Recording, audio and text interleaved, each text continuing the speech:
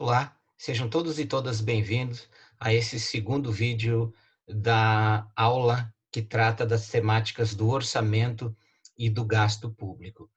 Neste segundo vídeo, nós vamos tratar de um aspecto fundamental em relação ao orçamento público, que são aqueles conceitos fundamentais e a forma ou a realidade brasileira de como o orçamento público se organiza aqui no país.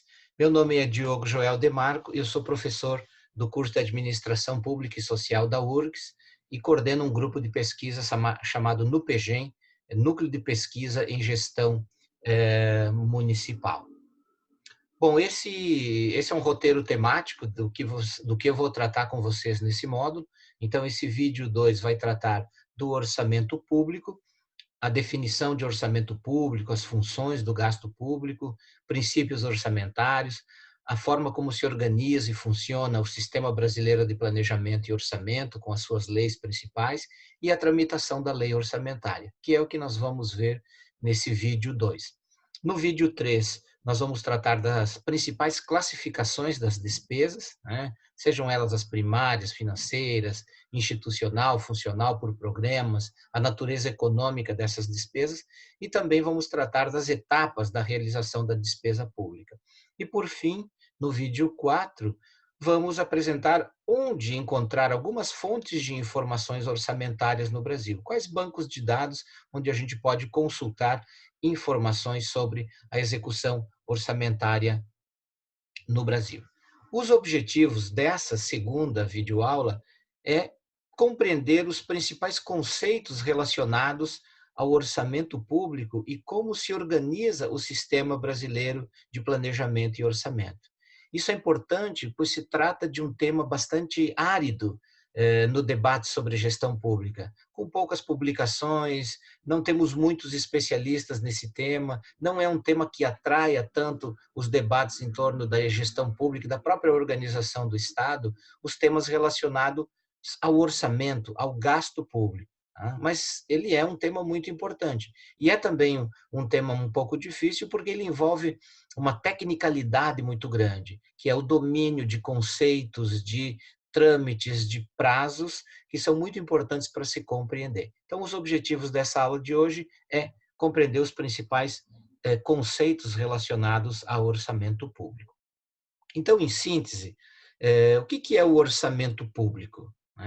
O orçamento público é aquela ferramenta, aquele instrumento que vai ordenar, por um lado, a entrada dos recursos, ou seja, as receitas dos recursos, que podem vir, como vocês já viram, de tributos, pode vir de serviços que o governo preste, da venda, né, da alienação de bens do setor público, do aluguel, que muitas vezes o governo tem de imóveis, tá? E do processo de endividamento, com o lançamento de títulos da dívida pública.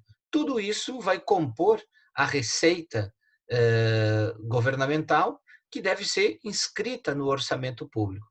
E, por outro lado, o orçamento público, ele apresenta as despesas públicas ou o gasto público. Por isso a importância de nós compreendermos as classificações orçamentárias para saber como elas se organizam, quais são as principais. Quando a gente vai olhar um orçamento, para ler esse orçamento, é fundamental nós minimamente dominarmos essas classificações para a gente saber o que buscar, onde buscar dessas informações, ok? Vocês vejam que na tela anterior eu registrei orçamentos públicos. Por que nós estamos falando de orçamentos públicos? Pois cada ente federado, né, a União, cada um dos 27 estados e do Distrito Federal e dos 5.570 municípios brasileiros tem o seu orçamento próprio. Ou seja, nós temos no Brasil um orçamento federal, 27 orçamentos dos estados e do Distrito Federal e 5.570 orçamentos municipais. Então, quando nós falamos do orçamento do setor público, nós temos que agregar essas informações desses orçamentos todos. Depois a gente vai ver, quando discutir os princípios orçamentários, por que eles são organizados assim. Tá? Então, para nós sabermos qual é o gasto de todas as esferas de governo numa determinada área, por exemplo, na área da saúde, nós temos que calcular, né, ou juntar as informações do gasto com saúde do orçamento federal, dos 27 orçamentos de estados e do Distrito Federal e dos 5.570 orçamentos dos municípios brasileiros, para nós chegarmos a quanto o Brasil gasta com saúde. Por isso, como a gente vai ver no decorrer dessas aulas, a importância das classificações orçamentárias, que são elas que nos permitem analisar e juntar essas informações em relação ao orçamento público. Existem diversas maneiras da gente apresentar e diversos aspectos que a gente pode observar num orçamento público. Mas se os orçamentos públicos, eles nos apresentam as receitas e as despesas públicas, esse formato que aparece na tela para vocês é uma maneira de como a gente organizar um olhar sobre o orçamento público. De um lado, em laranja, está a arrecadação e em verde está o gasto público. Então, vocês vejam que essa forma de apresentação, ela reúne a participação de todas as esferas de governo, tanto da União quanto dos estados e dos municípios, e tem do seu lado laranja da arrecadação, qual é o percentual de cada um desses impostos, né, dessas fontes de receita. No caso, vocês podem ver aí, por exemplo, em percentual do PIB, da arrecadação dos tributos sobre consumo, né, da arrecadação sobre salários, sobre as contribuições da Previdência, sobre o patrimônio e as outras receitas todas. Já do lado da despesa, vocês podem observar os principais gastos, né, do setor público brasileiro, os benefícios de INSS, os juros da dívida pública com educação. Nós só chegamos a esse conjunto de informações por conta do quê? Das classificações orçamentárias, que nos permitem, então, a gente identificar quais são as fontes de recursos que vão compor o orçamento público, como também quais são as despesas, o gasto público que vai compor esse orçamento público. Então, por isso a importância da gente conhecer o orçamento e as suas classificações. Essa é uma maneira, por exemplo, de nós apresentarmos os gastos públicos, né? Aqui estão os gastos públicos por função. Função é uma das principais classificações orçamentárias. Ela nos diz qual é a finalidade do gasto, em que aquele gasto público está sendo realizado. Então, vocês vejam que aqui nós temos 28 diferentes funções, né?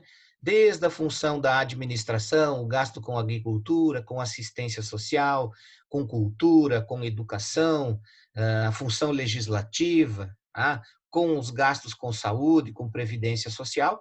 E essas funções, que é uma das classificações que a gente vai ver no decorrer dessa nossa aula, ela é importante porque a gente sabe a finalidade do gasto, a que ele se destina. E todos os entes federados, seja a União, sejam os estados e os municípios, todos eles têm que classificar, por exemplo, nas mesmas 28 funções que compõem essa organização e essa classificação do orçamento brasileiro. Então, essa é uma maneira de nós expressarmos, né, os gastos.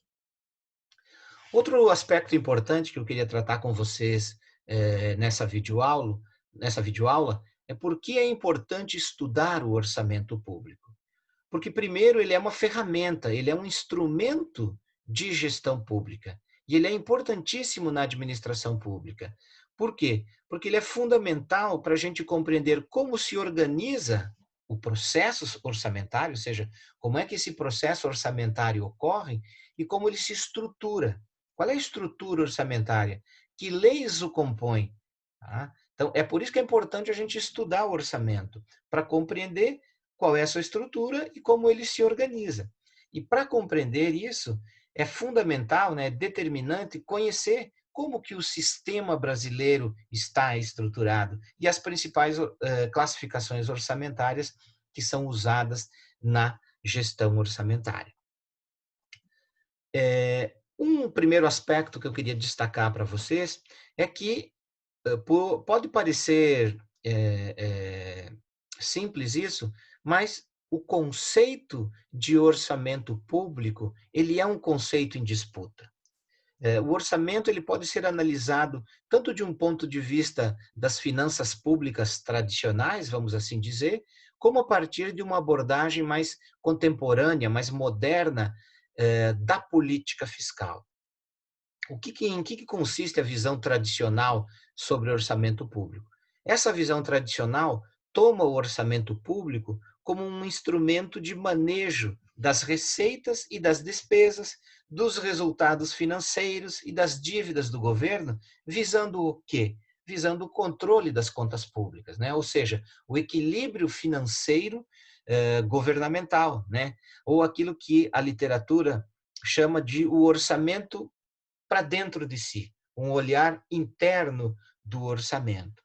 Já uma visão do orçamento como política fiscal, ele consiste no manejo dessas receitas e das despesas, dos resultados financeiros e do endividamento governamental, visando o quê? Visando resultados externos ao governo, ou seja, é um olhar do orçamento para fora, com maiores níveis de atividade de emprego, estabilidade monetária, que são funções macroeconômicas que um orçamento também contribui enquanto uma ferramenta de política fiscal.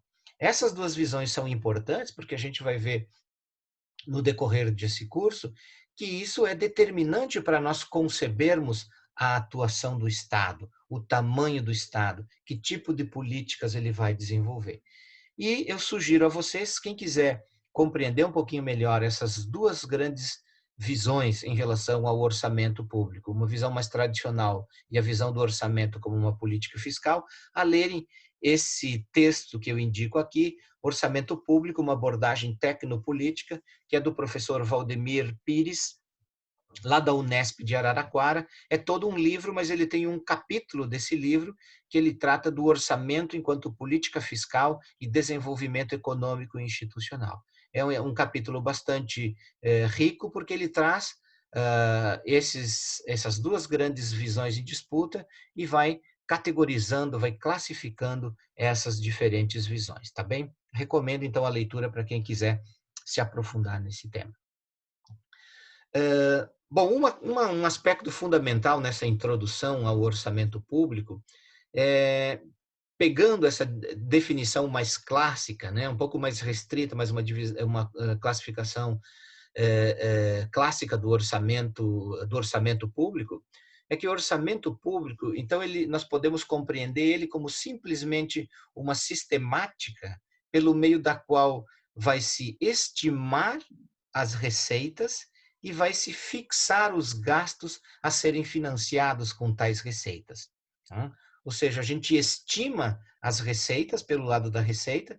E por que a gente estima as receitas? Porque a gente não tem certeza dessas receitas. Tá? Como vocês viram no decorrer das aulas até agora, das diferentes fontes de recurso e fontes de receita, que nós temos fontes que são lastreada sobre o consumo, sobre a renda, sobre a propriedade como fatores geradores dessa receita.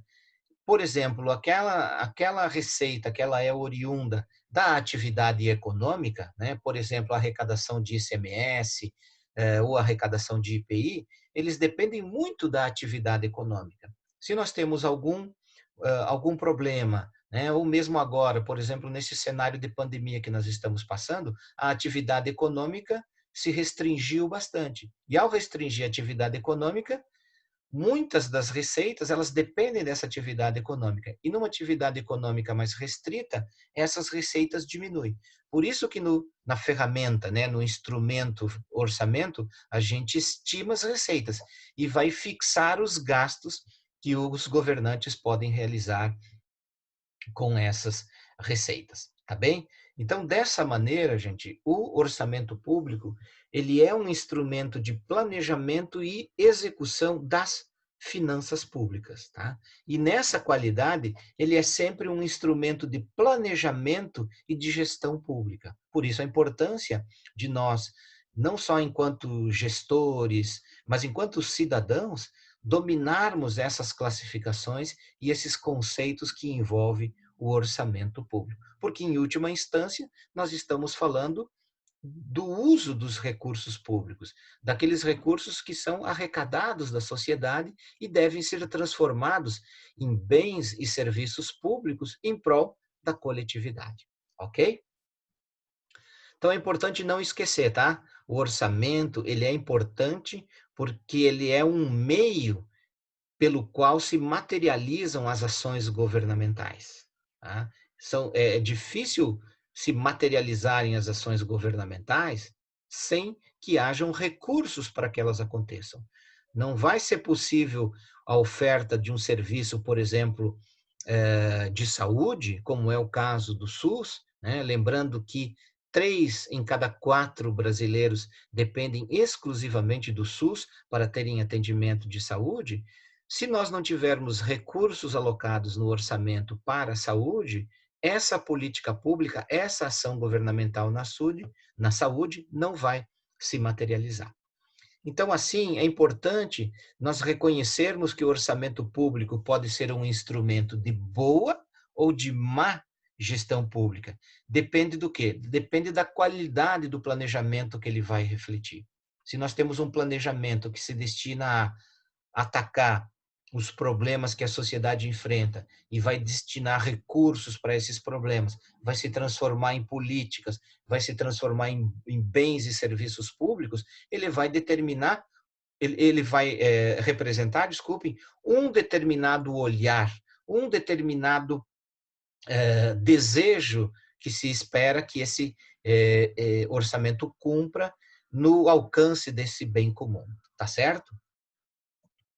Bom, um outro aspecto importante ao nós discutirmos o orçamento, e muito provavelmente a professora Rosa já tem pincelado isso com vocês no vídeo que antecedeu a esse, é que o orçamento ele tem funções econômicas. E tem um autor chamado Richard Musgrave, quem estabeleceu essa definição das funções econômicas do orçamento. E ele classificou as funções econômicas do orçamento em 3 grandes funções. O orçamento pode ter uma função alocativa, distributiva ou estabilizadora. O que é a função alocativa? É quando o orçamento se destina ao oferecimento de bens e serviços que não são fornecidos de maneira adequada pelo mercado. Então, por exemplo, é quando o orçamento destina verbas para a construção e manutenção de escolas, de postos de saúde. O Estado está fornecendo serviços que não são adequadamente ofertados pelo mercado. Ou quando o Estado constrói, né, insere no seu orçamento a construção de uma rodovia, de uma estrada, ligando um município ao outro. Tá? Essas são funções alocativas do orçamento, que é a oferta de bens e serviços. Um outro papel, uma outra função econômica que o orçamento realiza é uma função distributiva. Então, o orçamento ele pode contribuir na redução das desigualdades sociais, retirando recursos daqueles segmentos mais ricos da população e transferindo renda para aqueles setores mais vulneráveis da sociedade. Então, um exemplo de uma política distributiva que o orçamento realiza é quando cria, por exemplo, né, ou amplia ou aperfeiçoa um programa de distribuição de renda, como é, por exemplo, o programa Bolsa Família. O Estado está intervindo para a mitigação, né, para a redução das desigualdades sociais. Então, essa é uma segunda função econômica do orçamento, que é uma função distributiva. E há uma terceira função econômica do orçamento, que é uma função estabilizadora. É quando, através da intervenção do Estado na economia, para o alcance, por exemplo, do pleno emprego, da estabilidade dos preços e do crescimento econômico. Então, exemplo disso é quando o orçamento público prevê a realização de grandes obras públicas, né? Por exemplo, o que era o Programa de Aceleração do Crescimento, o PAC, ou a construção de um metrô. É o Estado está fomentando o crescimento econômico a partir desses recursos que são alocados. Ou agora, né, a gente tem vivido esse problema no abastecimento do arroz. Por exemplo, quando o Estado, quando o governo usa recursos do orçamento para manter um estoque regulador, né, o estoque regulador de alimentos, ele também está cumprindo uma função estabilizadora, porque ele, com esses estoques reguladores, vai atuar no sentido de manter a estabilidade dos preços, por exemplo, dos alimentos. Então, vejam que as funções econômicas do orçamento, elas são bastante amplas, tá ok?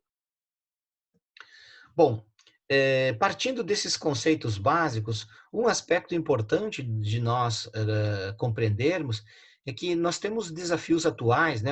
O desafio contemporâneo do nosso olhar sobre o orçamento passa a ser o de fazer o orçamento contemplar dimensões que são importantes no processo das políticas públicas, como, por exemplo, o planejamento estratégico e a avaliação dos resultados e impactos, né? Como, de certa maneira, apresenta essa figura esquemática. Porque se nós pegarmos o gasto público por meio das políticas públicas, nós temos esse esquema aqui, onde são alocados insumos que vão ser utilizados num processo, vão gerar produtos, esses produtos vão resultar em determinados resultados, e esses resultados vão ser fundamentais, né? Vão gerar impacto sobre uma determinada situação que eu pretendo alterar. Então, o orçamento ele também faz parte desse mesmo processo de realização das funções do Estado por meio das políticas públicas.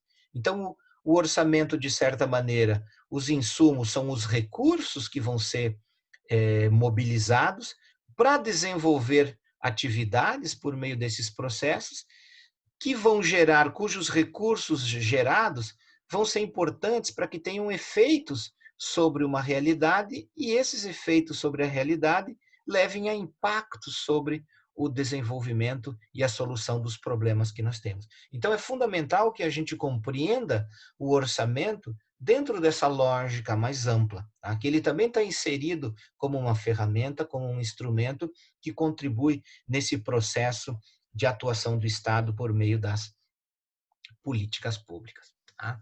Então, no processo de aperfeiçoamento do modelo orçamentário, não se trata apenas da gente substituir um valor que era o valor do controle, né? Porque na origem o orçamento foi criado só para controlar a ação do governante. Tá? Vamos lembrar que o orçamento vai surgir, os primórdios do orçamento é lá no século XIII, em 1211, quando o parlamento inglês estabelece um controle sobre os gastos do rei, do governante, a partir do orçamento, que era aprovado pelo legislativo deles, tá?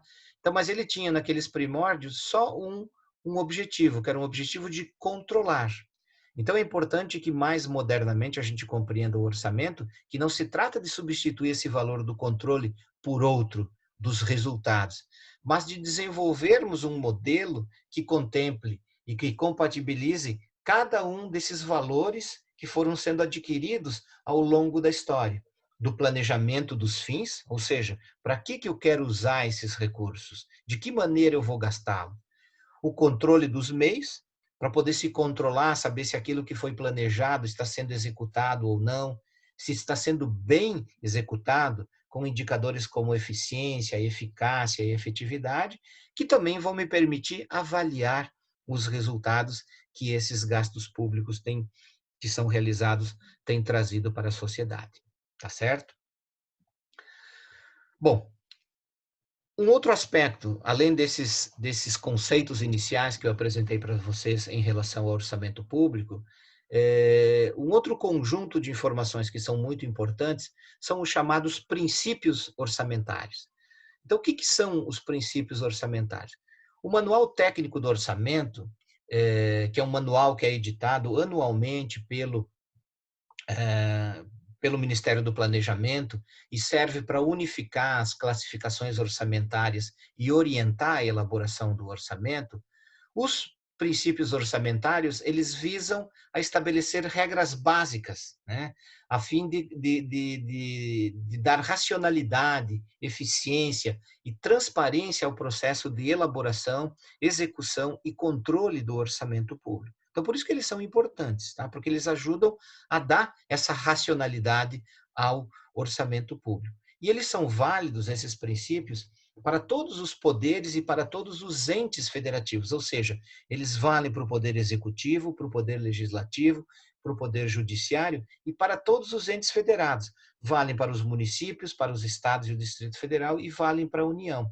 E eles são estabelecidos e disciplinados tanto por normas constitucionais, tá? Aspectos que estão lá na Constituição de 88, como também infraconstitucionais quanto pela doutrina. Infraconstitucionais, eles estão em leis, eles estão em portarias que normatizam a forma de se organizar e se fazer o orçamento público. Tá?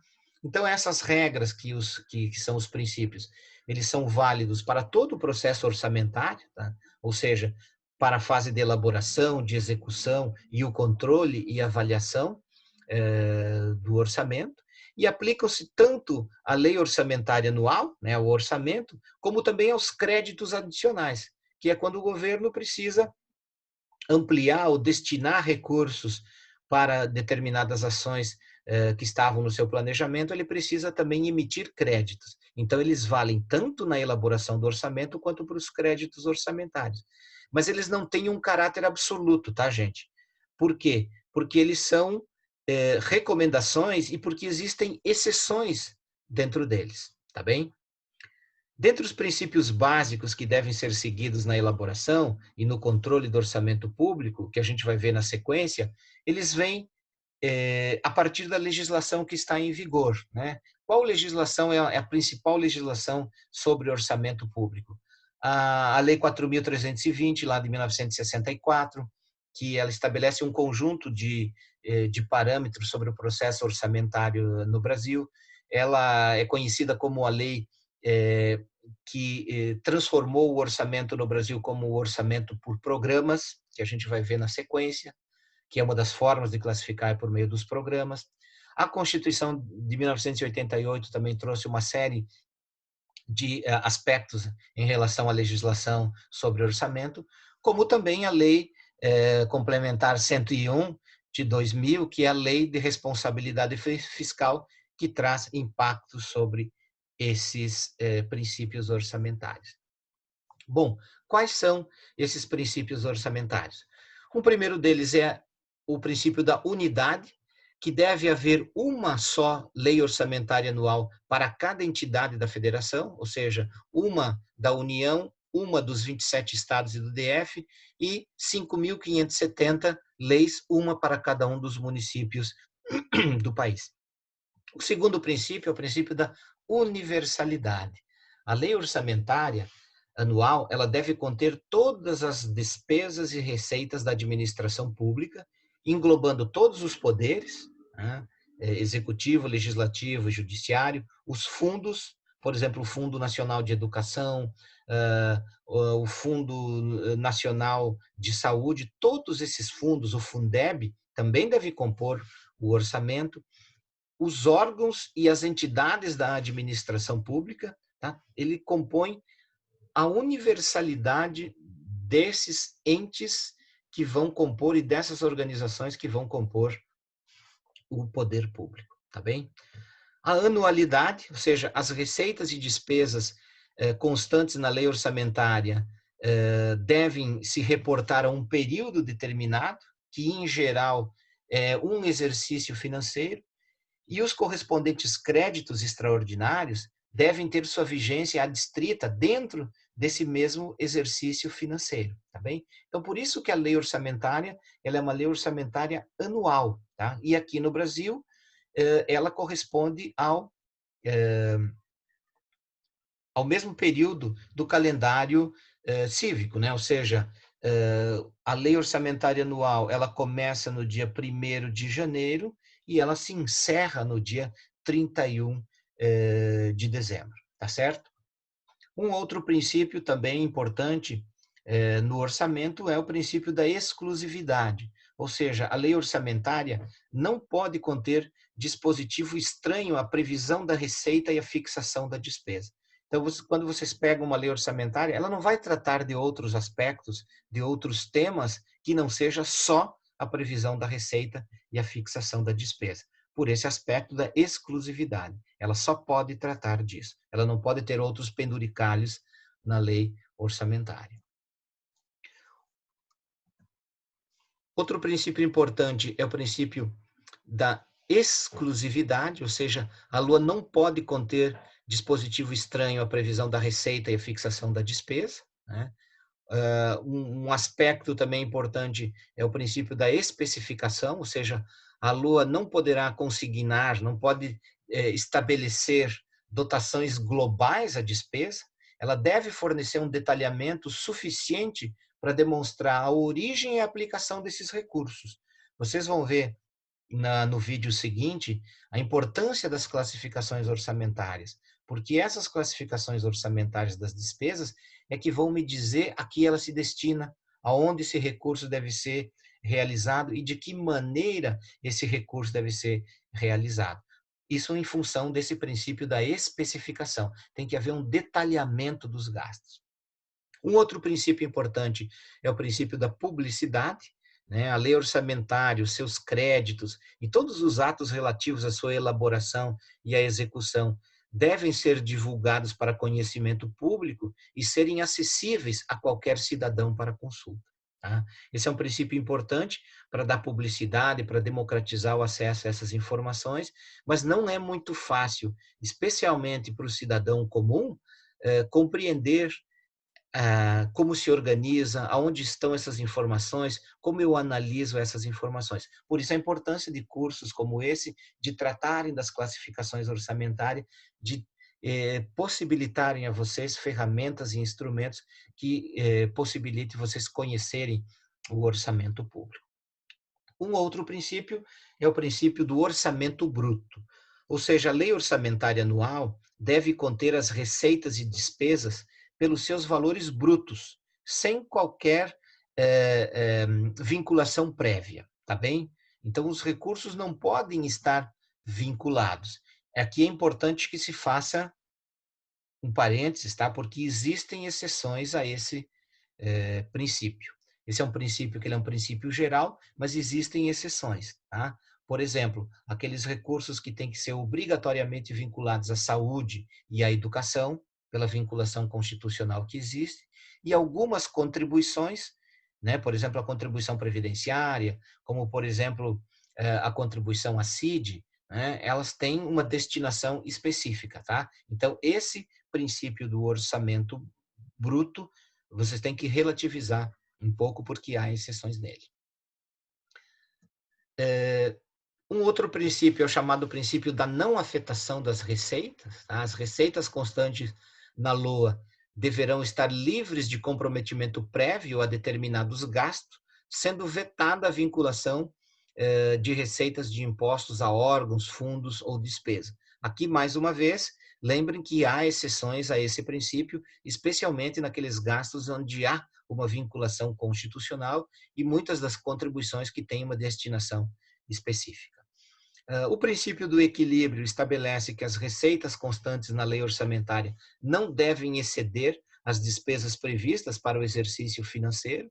Também é um princípio, mas que o processo de endividamento e a necessidade, muitas vezes, coloca esse princípio do equilíbrio em um limite tênue, tá bem?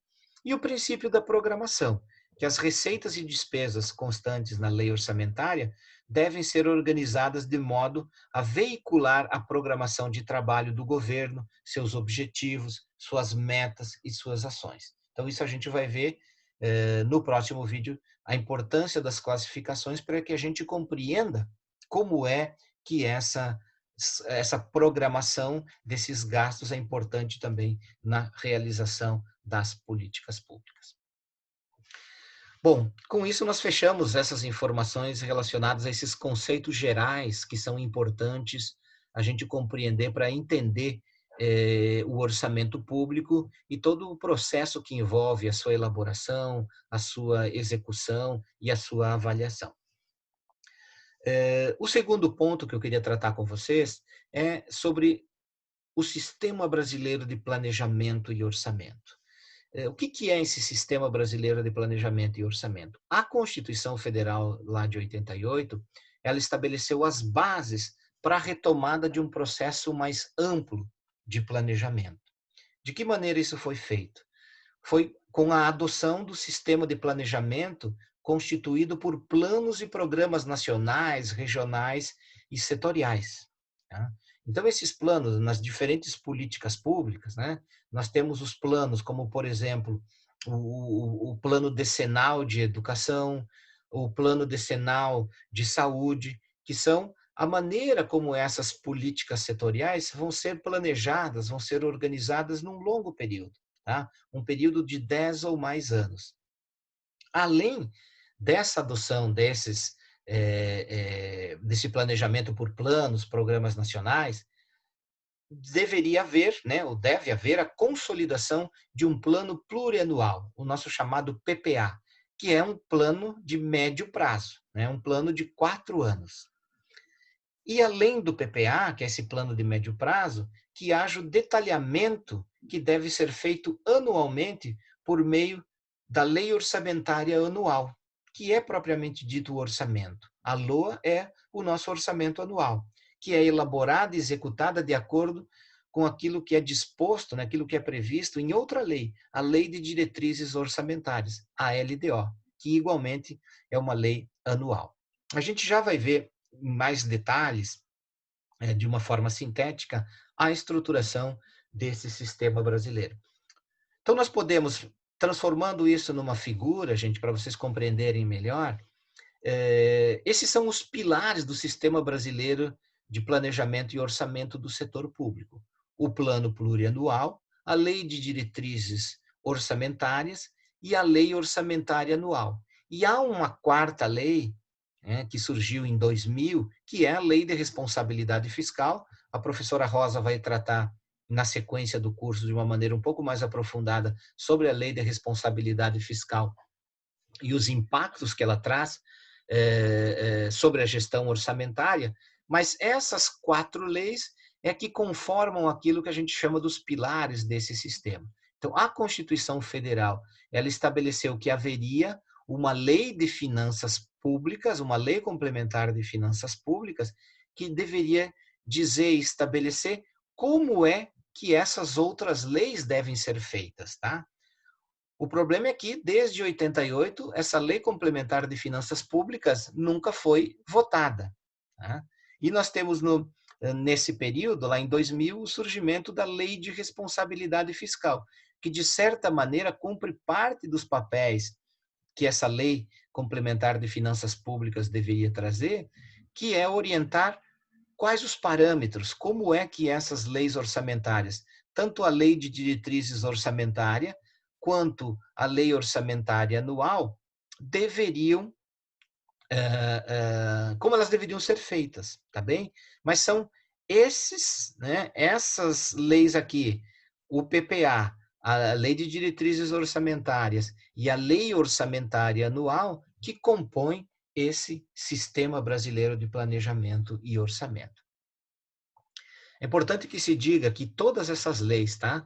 Tanto do PPA, quanto da Lei de Diretrizes Orçamentárias, quanto da Lei Orçamentária Anual, do orçamento, a Constituição estabelece que é prerrogativa, é responsabilidade do Poder Executivo elaborar o projeto de lei.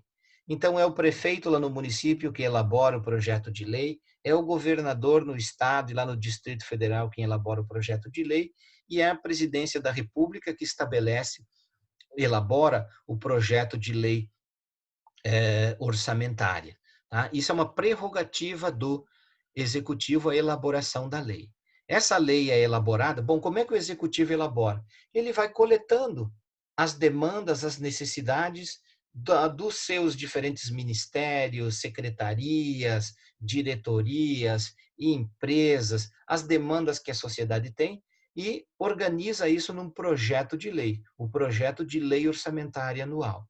Esse projeto deve ser enviado ao legislativo, então o prefeito tem que encaminhar para a Câmara de Vereadores, o governador do estado para a Assembleia Legislativa e o presidente da República tem que encaminhar para o Congresso Nacional. Esse poder legislativo vai discutir essa lei orçamentária, pode alterar ela por meio de emendas, tá? E aprova esse projeto de lei. A partir da aprovação desse projeto de lei, ele volta para o executivo que vai sancionar e promulgar essa lei. É importante que se diga que o chefe do executivo pode propor vetos ao texto que foi aprovado pelo legislativo. Tá? Feito esses vetos, ele sanciona a lei e os vetos voltam para aprovação ou rejeição desses vetos pelo legislativo. Enquanto o legislativo não se reúne para aprovar esses vetos, continua a execução do orçamento conforme ele foi sancionado pelo legislativo.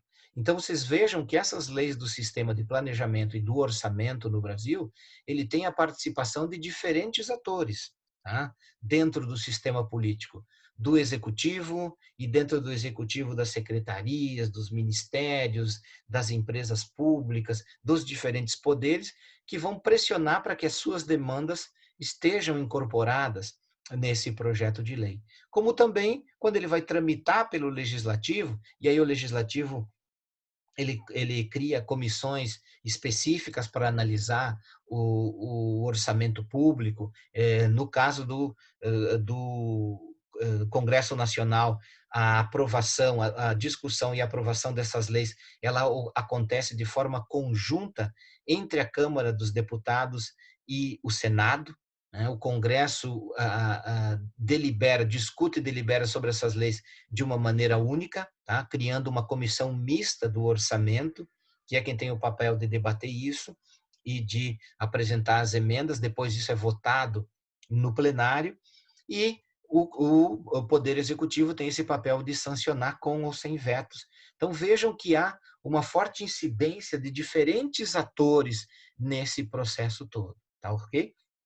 Isso é importante porque nós estamos falando do uso de recursos públicos. E aqui é importante porque, não só dentro do sistema político, mas a sociedade como um todo deve intervir nesse processo, fazendo com que as suas demandas sejam incorporadas no orçamento, que a sociedade seja ouvida também na elaboração desse orçamento. Bom, rapidamente, em síntese, as características de cada uma dessas três leis, né, o PPA, a LDO e a LOA, que compõem o sistema de planejamento e orçamento no Brasil. O PPA, ele tem uma periodicidade quadrienal, ou seja, ele é um plano para 4 anos, né? E o prazo de entrega da proposta que o executivo tem que mandar para o legislativo é entre 31 de agosto e 30 de setembro, ou seja, é do último dia de agosto até o último dia de setembro, o legislativo deve encaminhar para, desculpem, o executivo deve encaminhar para o legislativo essa proposta. O PPA ela tem que ser entregue do dia 31 de agosto a 30 de setembro do primeiro ano de gestão. Então, um governador, um presidente, ele tem o primeiro ano da sua gestão para elaborar esse PPA, esse plano plurianual, que vai ser enviado para o legislativo aprovar. Bom, e nesse um ano ele executa qual planejamento? Aquele que foi realizado pelo governo anterior, tá bem? A Lei de Diretrizes Orçamentárias, a LDO, ela é de periodicidade anual e ela deve ser entregue entre 15 a 30 de abril. Tá? O Executivo tem que mandar essa proposta de lei orçamentária, de lei de diretrizes orçamentárias nesse período para que ela possa ser analisada e aprovada pelo Legislativo no primeiro semestre da atuação legislativa. Já a lei orçamentária anual, a LOA, a periodicidade dela é anual e o prazo de entrega é entre 31 de agosto e 30 de setembro. Todos os anos do mandato, o governante deve encaminhar até esse período o projeto de lei orçamentária anual, tá bem? Desculpem. Bom, então as leis e o prazo do ciclo. Do PPA, o encaminhamento é entre 31 de agosto do primeiro ano do mandato presidencial, já a LDO é até o dia 15 de abril e a LOA, 31 de agosto, é o período para envio. A aprovação, o PPA ele deve ser aprovado até 22 de dezembro, que é a última sessão do Legislativo. A Lei de Diretrizes Orçamentárias deve ser aprovada até a última sessão do Legislativo no primeiro semestre, antes do recesso parlamentar, ou seja, até 17 de julho, e a Lei Orçamentária Anual deve ser aprovada até o dia 22 de dezembro, também último dia do segundo período legislativo. Mas acontece que isso não há uma obrigatoriedade, tá? Muitas vezes acontece do legislativo não votar a lei orçamentária anual até o final dessa legislatura. Então, o que acontece? Acontece que o orçamento do ano seguinte ele começa a ser executado a partir de 12 avos. Você pega a proposta, divide ela em 12 partes e você vai executando cada uma dessas partes, tá? Até que o orçamento seja aprovado. Nós já tivemos anos no governo federal em que o orçamento foi aprovado no mês de abril, ou seja, lá no mês 4 foi aprovado o orçamento daquele ano. Como é que ele foi sendo executado as atividades? Foi sendo executado com a liberação de 1/12 desse orçamento, o que certamente compromete, né, uma boa execução orçamentária e um bom planejamento das ações. E a vigência, então, o PPA, ele tem uma vigência que é de 4 anos, valendo do dia 1º de janeiro do segundo ano do mandato do Executivo até 31 de dezembro do primeiro ano do mandato seguinte. Já a Lei de Diretrizes Orçamentárias, por mais que a gente fale que ela é uma lei anual, e ela é uma lei que tem que ser todo ano aprovada, mas a vigência dela é de 18 meses da aprovação até o dia 31 de dezembro do ano seguinte. Porque se ela serve para orientar a elaboração da lei orçamentária anual, ela tem uma vigência dos 6 meses anteriores à vigência do orçamento e mais todo o ano seguinte da vigência do orçamento. Já a lei orçamentária anual, a LOA, ela tem vigência do dia 1º de janeiro até o dia 31 de dezembro. Isso é importante por quê? Porque isso faz, especialmente no final da lei orçamentária, que os recursos devam ser empenhados para que se realizem os gastos públicos. Tá? Então, isso a gente vai ver no final da nossa segunda aula das classificações orçamentárias, um pequeno tópico breve sobre as etapas da realização do gasto público. E o gasto público ele tem que ser realizado até o dia 31 de dezembro para que ele possa entrar na execução orçamentária. Tá bem? Então, esse é um quadro síntese das leis e o período de vigência dessas leis orçamentárias.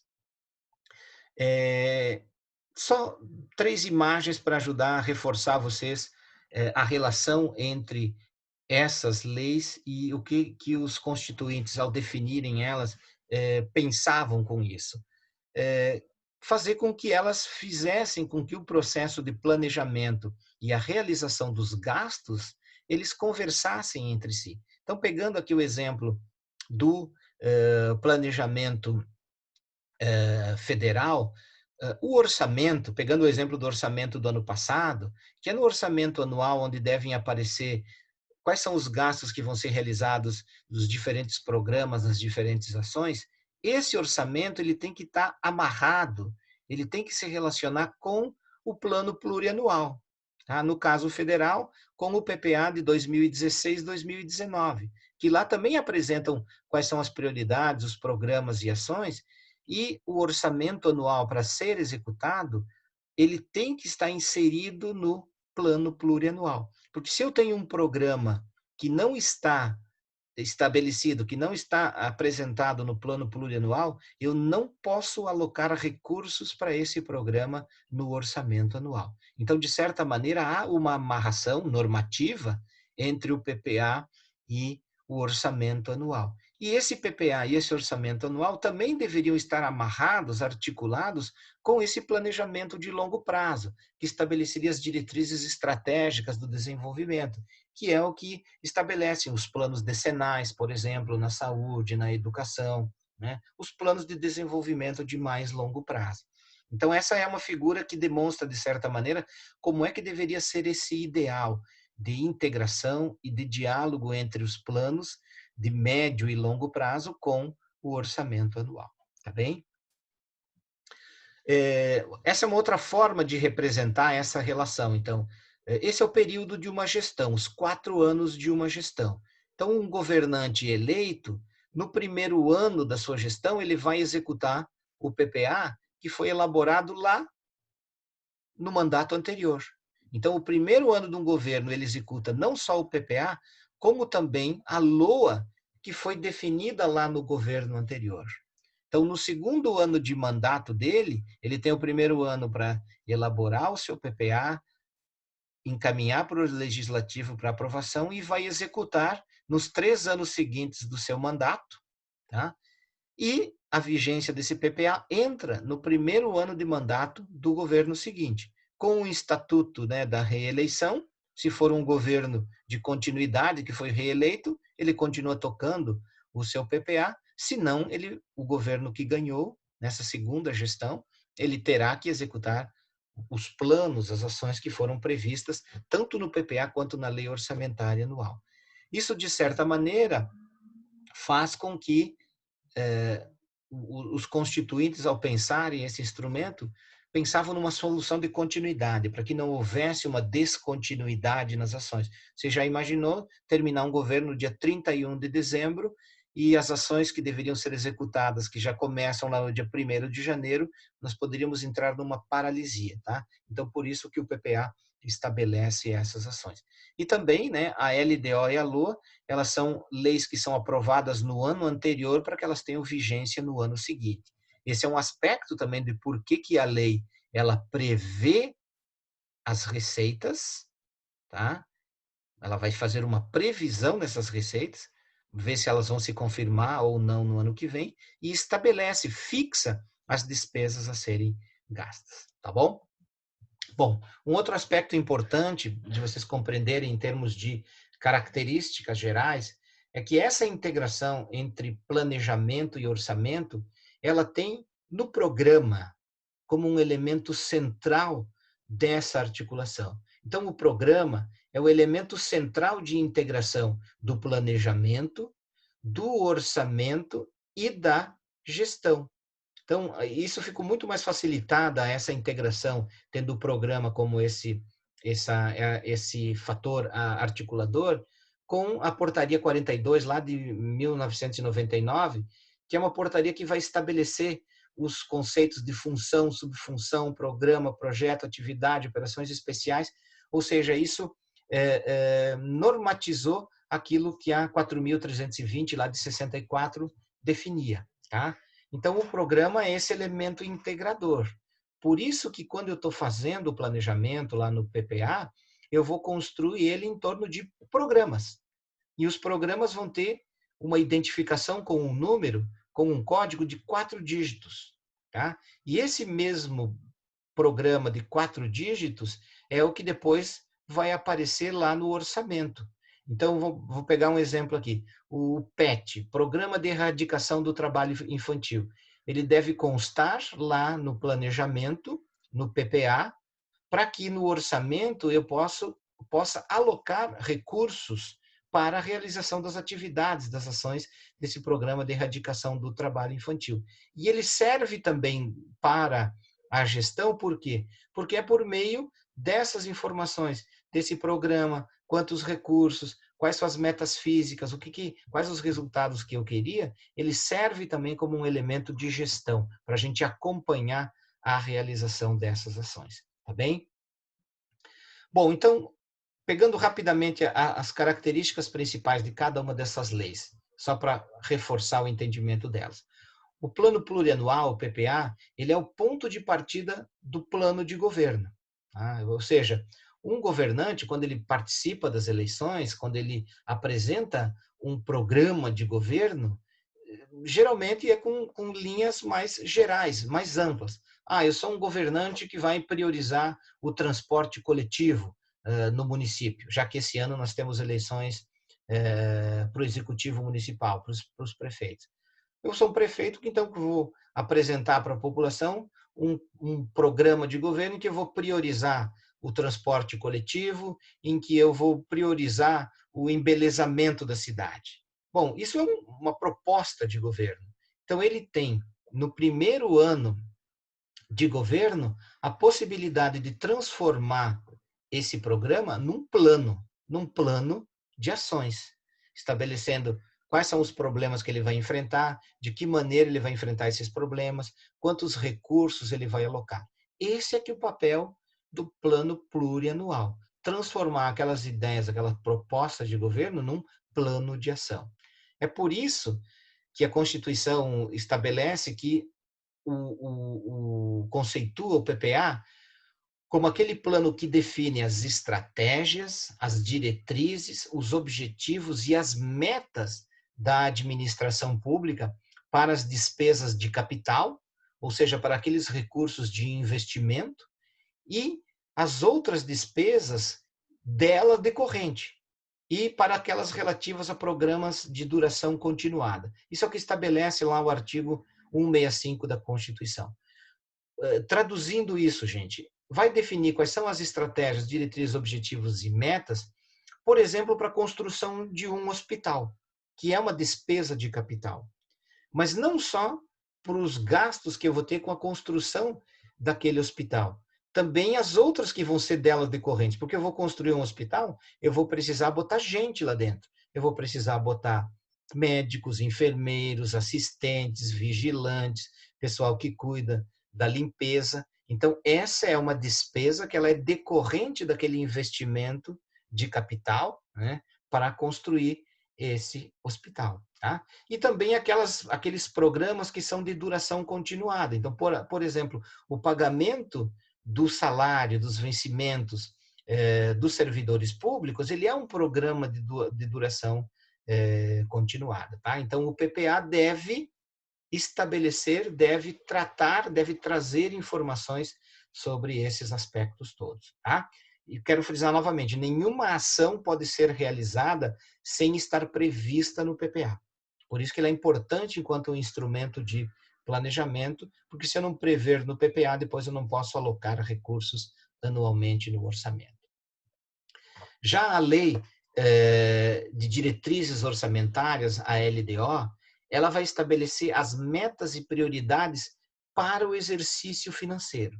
Então, eu vou fazer a lei de diretrizes orçamentárias para o ano de 2017 no ano de 2016. Tá? Então, ela vai orientar a elaboração do orçamento de 2017 e vai também trazer aquelas alterações na legislação tributária. Se eu vou ter mudança de algum tributo ou não, se eu vou ter, por exemplo, um reajuste dos servidores públicos, a lei de diretrizes orçamentárias tem que trazer isso. Se eu vou dar algum tipo de isenção fiscal, a lei de diretrizes tem que apontar. Tá? Então, ela dá as bases, ela vai orientar depois a elaboração do orçamento anual da LOA, que aí sim vai dizer quanto de recurso vai para cada um dos programas e das ações. Tá? Então, como define o dicionário Aurélio da LDO, de diretrizes, diretriz é o conjunto de instruções, né, ou indicações para se tratar ou levar a termo, levar a cabo um plano, uma ação, um negócio, né? Ou seja, ela é uma norma de procedimento. A proposta do executivo, a gente já citou isso, mas só quero reforçar, deve ser encaminhada para o legislativo para sua análise e aprovação. A LDO é aquela lei que tramita no primeiro semestre. Tá? É aquela lei que vai dar as bases para a organização do orçamento, que vai tramitar e vai ter a sua aprovação no segundo semestre para valer no ano seguinte.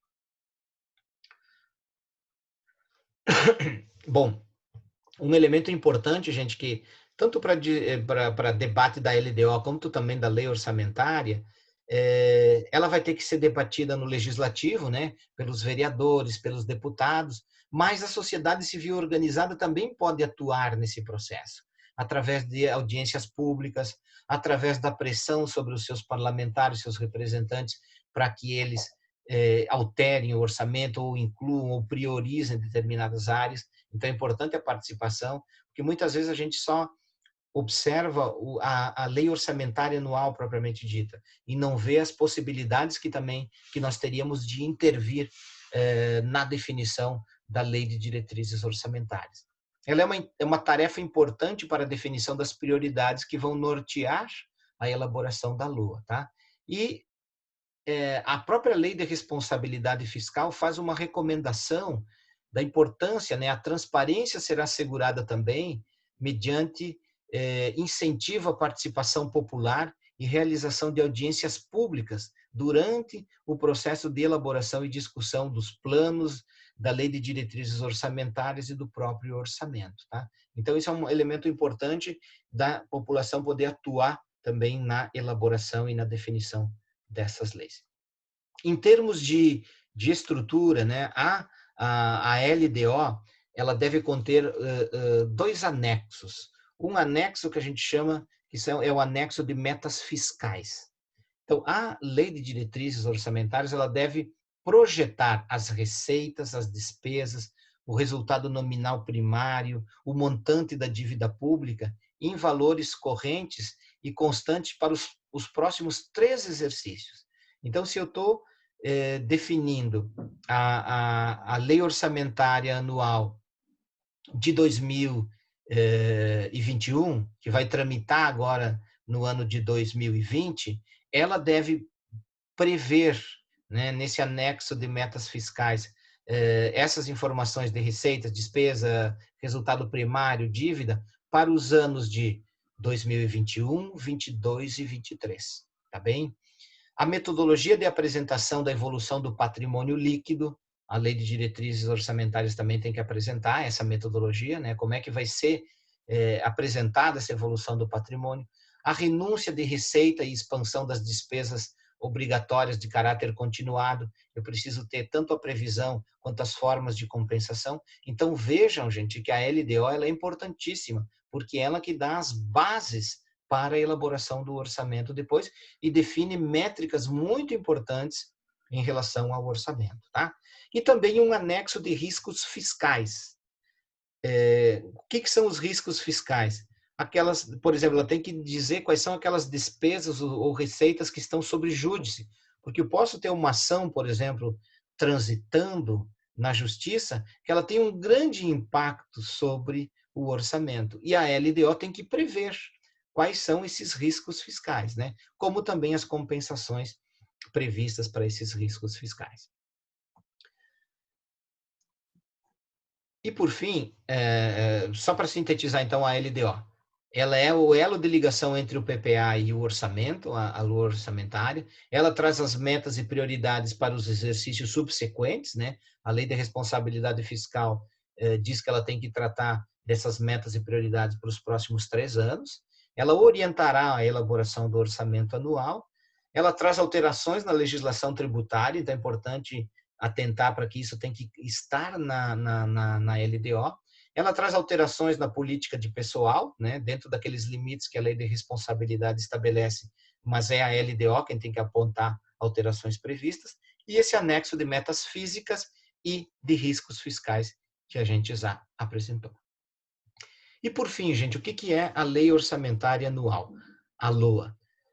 É a lei, então, que vai estimar as receitas e vai fixar as despesas de acordo com o quê? Com aquelas prioridades contidas lá nos programas que foram estabelecidos no PPA e naquelas prioridades para o ano que a Lei de Diretrizes Orçamentárias vai apresentar.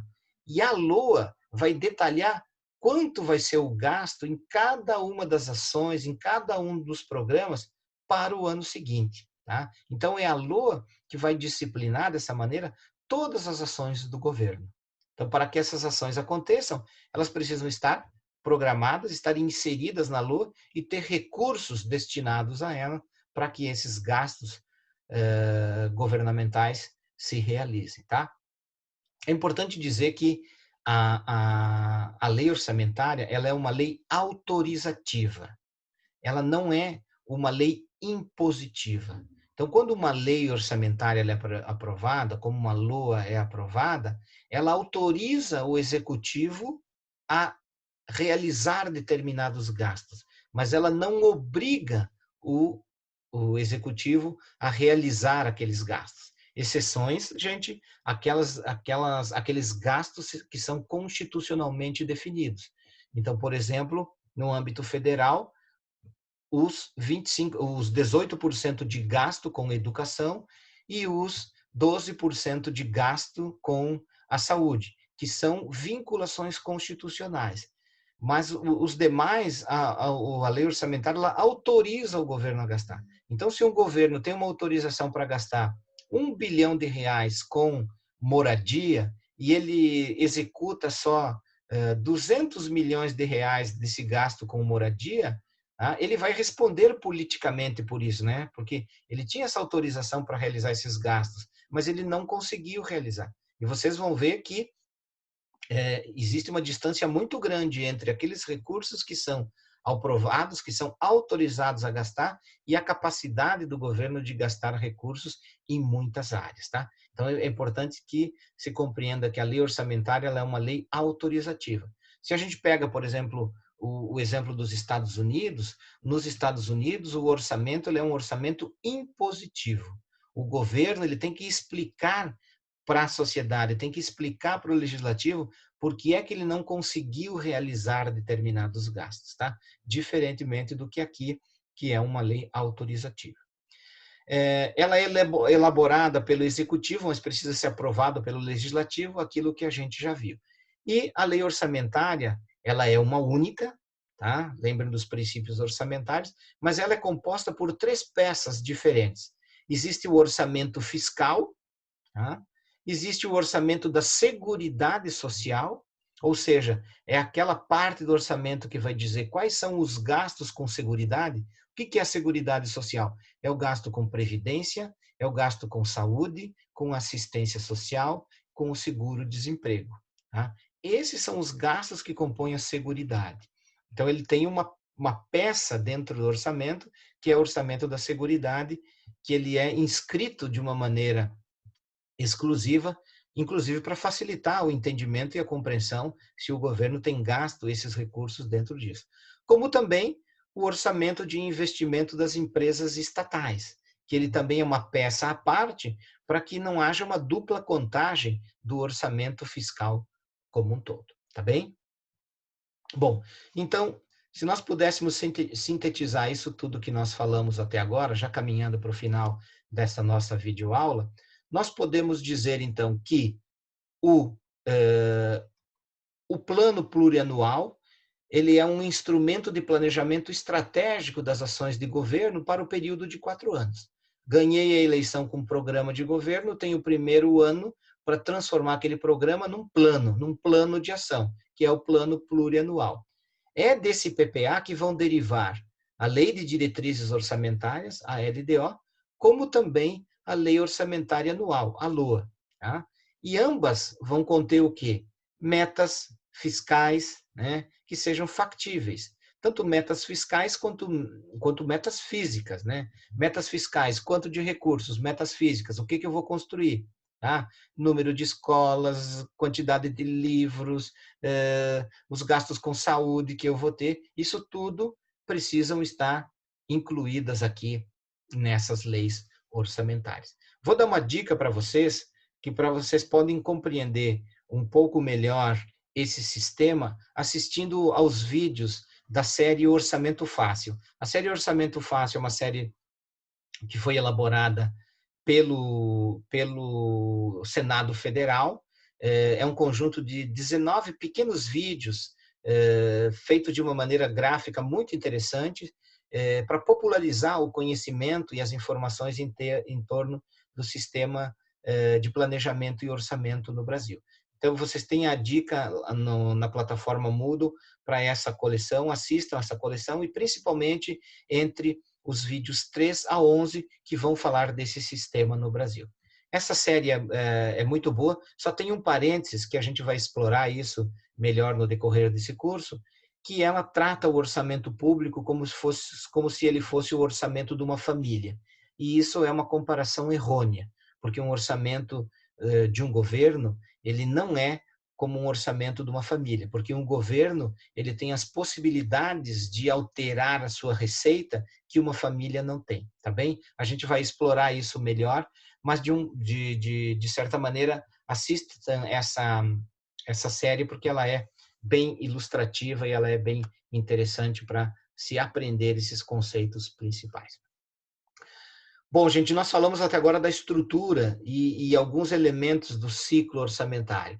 Esse quadro, ele procura sintetizar todo o ciclo orçamentário e as atribuições de cada um dos atores envolvidos nesse processo. Então, a gente pode dizer que o ciclo orçamentário ele começa lá no Poder Executivo, de quem é a responsabilidade pela elaboração. Então, o Poder Executivo vai coletar e revisar os dados, ele vai pedir para suas secretarias, para os seus ministérios, quais são as demandas de recursos, vai definir indicadores para avaliar isso, fazer estudos de viabilidade e, a partir disso, vai definir os programas, os objetivos, né, as diretrizes e metas e vai elaborar os projetos de lei, tanto o projeto de lei do PPA quanto da LDO e da LOA. Esse é o papel do Poder Executivo. Cabe ao Legislativo a aprovação desses projetos de lei. E isso ocorre há uma marcha nesse processo, né? Pegando o caso aqui, por exemplo, da lei orçamentária e do PPA, que se iniciam lá no mês de setembro, quando a proposta chega ao Congresso, são realizadas audiências públicas, depois no mês de outubro tem os pareceres preliminares e a proposição de emendas, depois em novembro eu vou ter os relatórios setoriais, né, das diferentes comissões, da Comissão de Saúde, da Comissão de Educação, da Comissão de Segurança, assim por diante, e isso vai se consolidar num relatório geral da comissão mista, lembrando que o orçamento ele é analisado tanto pelo Congresso, pela Câmara de Deputados, quanto pelo Senado de maneira conjunta, tá bem? E lá em dezembro acontece a elaboração do relatório geral do Congresso e a votação em plenário desses projetos de lei. A partir dessa aprovação, vai para o Poder Executivo, né, para a execução. Quem executa as ações é o Poder Executivo. O primeiro passo é ver se o governo vai sancionar ou vetar a lei do orçamento, tá? Então, lembrem, se ele sancionar sem nenhum veto, já vai para a sua execução. Se ele vetar, esses vetos, eles voltam para a análise do Legislativo para ver se eles são derrubados ou não. Bom, para e passo com isso, é papel do Poder Executivo fazer a distribuição desses recursos entre o próprio Poder Executivo, o Poder Legislativo, o Judiciário, o Ministério Público. Lembrando que Judiciário e Ministério Público nós vamos ter só no nível estadual e no nível federal. Eu não tenho Judiciário e Ministério Público no âmbito municipal, então a execução dos recursos no âmbito municipal é do Poder Executivo e do Legislativo. É também papel do Poder Executivo na execução do orçamento, definição de responsabilidades, quem acompanha, tá? A definição de metas a serem realizadas. É responsável também pelo acompanhamento e análise dos programas, né? Fazendo análise dos ajustes, o exame de desempenho dos resultados alcançados para propor alterações. Tá? E cabe ao Poder Executivo também o papel de controle, não só a aprovação dessas leis orçamentárias, mas também o papel de controle. Tá? Apoiado por quem? Pelo Tribunal de Contas, no caso dos recursos federais, pelo Tribunal de Contas da União, no caso do governo estadual, pelo TCE, pelo Tribunal de Contas do Estado, e pelos municípios também, que o Tribunal de Contas, que acompanha as contas municipais, é o Tribunal de Contas dos municípios, né, o TCE, que acompanha as contas desses municípios. Lembrando que só 2 municípios no país, São Paulo e Rio de Janeiro, que têm tribunais de contas municipais, tá bem? A Constituição de 88 proibiu que outros municípios tenham tribunais de contas. Então, esse papel é cumprido pelo Tribunal de Contas dos municípios, pelo TCE. Esse Tribunal de Contas tem o papel de avaliação do desempenho dos programas, da emissão de pareceres prévios e julgamentos das contas dos gestores, tá bem? E cabe ao Congresso Nacional e à Assembleia Legislativa, no caso dos estados, e das câmaras municipais, no caso dos municípios, o julgamento das contas do Executivo, do Presidente da República, dos governadores e do prefeito, tá bem? Os tribunais de contas, eles são o controle externo, eles são um poder de apoio, um órgão de apoio ao legislativo, tá bem? Então é dessa maneira que a gente compreende também a importância do ciclo e as atribuições dos diferentes atores que atuam nessas leis de planejamento e principalmente na lei orçamentária. Para finalizar, a gente queria trazer essa imagem para vocês, né, de um debate sobre igualdade e equidade. Ela é uma imagem muito representativa, né, para a gente compreender esses conceitos que parecem tão simples, mas muitas vezes não são compreendidos, né? Igualdade é dar às pessoas as mesmas oportunidades e equidade é adaptar as oportunidades, deixando-as mais justas, tá bem? Então, por que eu trago essa imagem? Porque o orçamento público, ele é uma ferramenta fundamental para a gente poder intervir enquanto governo, mas sobretudo enquanto sociedade, no estabelecimento de mecanismos de igualdade e sobretudo de equidade dentro da nossa sociedade. Se não for por meio do orçamento, onde a gente vai alocar recursos para que sejam desenvolvidas aquelas ações, essas ações não vão se transformar em bens e serviços públicos que vão atender ao bem comum e vão atender aqueles objetivos econômicos que eu falei para vocês lá no começo, de alocação de bens e serviços, de políticas de maior igualdade e equidade dentro da sociedade. O orçamento público é uma ferramenta fundamental para nós atuarmos nessa dimensão. Daí a importância de nós compreendermos e conhecermos as classificações e como atuar nesse processo. Por fim, gente, aí tem as referências que quem quiser se aprofundar, de vários autores que tratam dessas temáticas que nós tratamos aqui de uma maneira bem rápida e bem sintética, tá? Como também o link para essa coleção Orçamento Fácil do Senado Federal. Obrigado pelo acompanhamento de vocês até aqui, e nós encerramos, então, esse segundo vídeo. Muito obrigado.